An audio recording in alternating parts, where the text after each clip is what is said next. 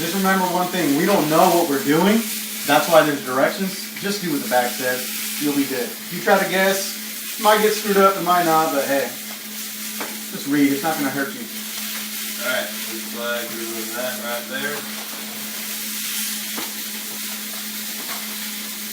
Alright.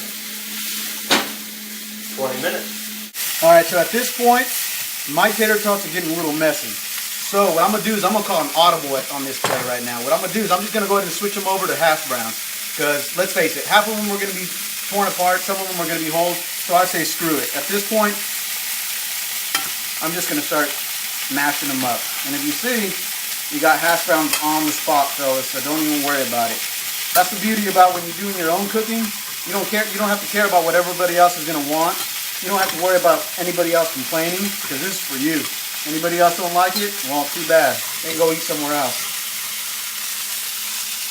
True. I love your slow cannons on the sausage. Alright, so our sausage is almost done cooking here. I'm just waiting for it kind of to be a little bit more even all the way around, because I really do like a crispy outside to my sausage, so I'm kind of forcing it to level itself out and cook on all sides, because most sausages are curved. I want to cook on only two sides, not on the other curved side, so I'm kind of working on it a little bit here. Roberto's kind of finishing up our hash mash here, over here on the right, which is okay. We put so many hash browns in there that's kind of to be expected, and then we have our whole hash browns finishing baking in about 10-15 minutes, so we're actually almost ready to eat. I'm definitely looking forward to it. Yeah, and John and I were just talking about this right now. If you want to fry your tater tots and you don't want this to happen, it's real simple. When you throw in all your tater tots, don't throw in so many. Just throw in a few, enough where when you're flipping them around and kind of turning them, you're not actually, jabbing and stabbing and tearing the other ones apart, because that's what ended up happening here. There were so many in there. When I was flipping some of them, I was just smashing up the other ones, and it all just fell apart. So, easy fix. Just don't throw in so many, and you'll be good.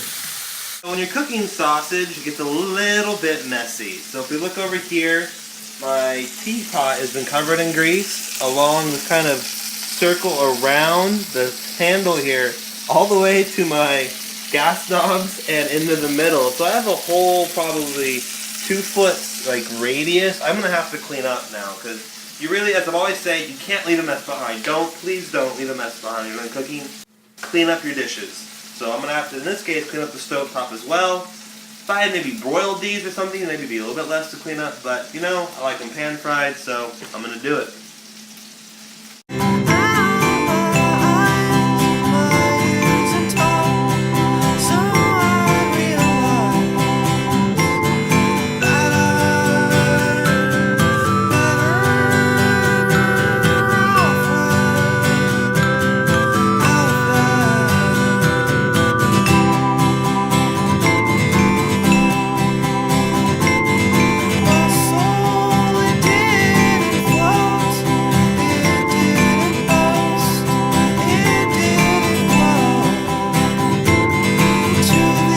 We have Italian sausage. We have bread if you want to turn that into a hot dog, as per Roberto's advice. We have hash browns, and we have seasoned tater tots. Fresh out of the oven. Whoo! How'd I do? They're hot, but man, they're good. Yeah, you ain't on it. They're hot. That's good though, huh? There. So I basically created myself here a little poor man's hot dog with some sausage, some mustard, and some mayo. And then I have our very seasoned, actually surprisingly delicious tater tots here, and I have some of the mash as well. And my third Pacifico, which is actually probably one of my favorite things about making this show, is amen. Cheers.